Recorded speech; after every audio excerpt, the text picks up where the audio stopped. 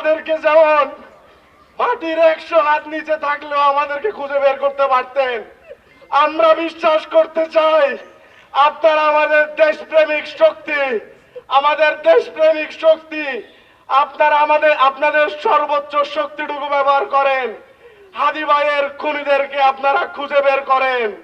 হাদি ভাইয়ের খুনিদেরকে জমিন গিলে খাক, তাদেরকে আসমান হাওয়া করে দেখ, আমরা ইনশাআল্লাহ তাদেরকে খুঁজে বের করব এবং হাদি ভাইয়ের রক্তের বদলা নিব ইনশাআল্লাহ।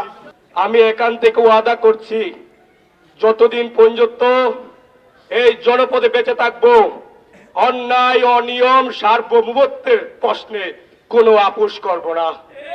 কোন অসততা আমাকে ছুতে পারবে না। আমাকে হত্যা করতে পারো ওসমান হাদির মতো, যত জুলাই যোদ্ধা আছে হত্যা করতে পারো, এই জেনারেশনকে তোমরা কখনো ধ্বংস করতে পারবে না। আমাদের আবারও ঐক্যবদ্ধ হয়ে এই ষড়যন্ত্রের মোকাবিলা করতে হবে এবং আমাদের শহীদ ওসমান হাদি, যিনি সব সময় দেশের মানুষের জন্য, দেশের জন্য ইনসাফের কথা বলে গেছেন, আমরা আমাদের ওসমান হাদি ভাইয়ের জন্য সেই ইনসাফটা চাই। তার হত্যার বিচার আমরা নিশ্চিত করব বলে আশা করছি। আরেকটা বিষয় আমাদেরকে খুব ভালো করে মনে রাখতে হবে, সেই বিষয়টা হচ্ছে যতই না হাদিদের মতো বিপ্লবীদের গুলি করা হোক, হত্যা করা হোক, কিন্তু আমরা যারা হাদি ভাইয়ের উত্তরসূরি আছি, আমরা যেন হাদি ভাইদের মতো জীবন দিয়ে এদেশের মানুষের কাছে এদেশের স্বাধীনতা ফিরিয়ে যাবার জন্য সে লড়াই সংগ্রাম জারি রাখতে পারি। এই বিষয়টা আমাদেরকে খুব ভালো করে স্মরণ রাখতে হবে। সবাই আপনারা এখানে উপস্থিত হয়েছেন, এই জন্য আমার সংগঠনের পক্ষ থেকে আপনাদেরকে মোবারকবাদ জানাচ্ছি। সেটা হচ্ছে আপনারা দেখেছেন যে মা সে হাদি ভাইয়ের সন্তানকে তার কাঁধে দেখেছে, হাদি ভাইয়ের সন্তানকে, সেই মা কখনো এই স্মৃতি বলতে পারবে না, সেই বাবা কখনো সেই স্মৃতি বলতে পারবে না, আমরা কখনো বলতে পারবো না। আপনাদের সবাইকে একটা কথা বলে রাখি, সেই খুনি হয়তো হাদি ভাইয়ের শরীরকে শেষ করে দিতে চেয়েছে, কিন্তু হাদি ভাইয়ের প্রাণের যে স্পিরিট, হাদি ভাইয়ের প্রাণের যে জজবা, সেটা আজকে সারা বাংলার জমিনে প্রত্যেকটা জায়গায় আছে, আগামী দিনে থাকবে। আমরা এটা কখনো কোনোভাবে কোনো পরিস্থিতিতে কোনো ইভেন্ট দিয়ে কোনো কারণে আমরা এটা বলে যাব না। আমরা আগামী দিনে আমাদের হাদি ভাই মারা গেলেও হাদির পরবর্তী সংগ্রামকে, হাদির পরবর্তী ইচ্ছাকে বাংলাদেশে একটি ফ্যাসিবাদ মুক্ত, আঞ্চলিক আধিপত্য মুক্ত বাংলাদেশ করব ইনশাআল্লাহ। আজকে আমাদের শপথ হোক, আমরা অতীতে যেমন ফ্যাসিবাদকে বিতাড়িত করেছি, আগামীতে যেন বাংলার জমিনে কোনো ফ্যাসিবাদের উত্থান হতে না পারে, সেজন্য আমরা রাজপথে সক্রিয় থাকবো। আমি কক্সবাজার জেলার ইনকলাব মঞ্চর সেন্টারটা আমি শুরু করতে চাচ্ছি।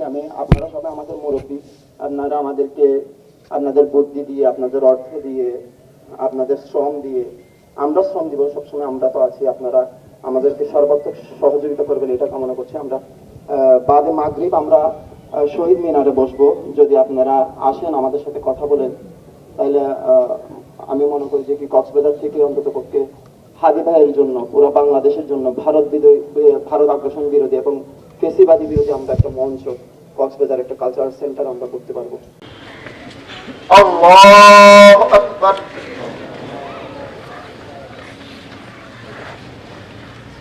আল্লাহু আকবার। আল্লাহু আকবার। আল্লাহু আকবার।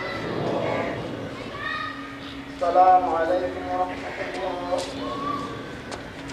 আসসালামু আলাইকুম ওয়া রাহমাতুল্লাহ।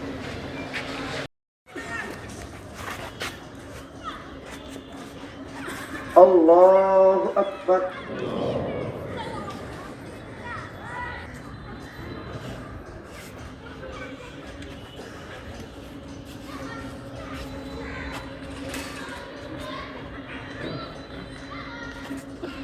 আল্লাহু আকবার। সুপ্রিয় সুধী, আপনারা যারা আসছেন অনেক অনেক ধন্যবাদ। আমি আবারও কৃতজ্ঞতা ধন্যবাদ জ্ঞাপন করছি।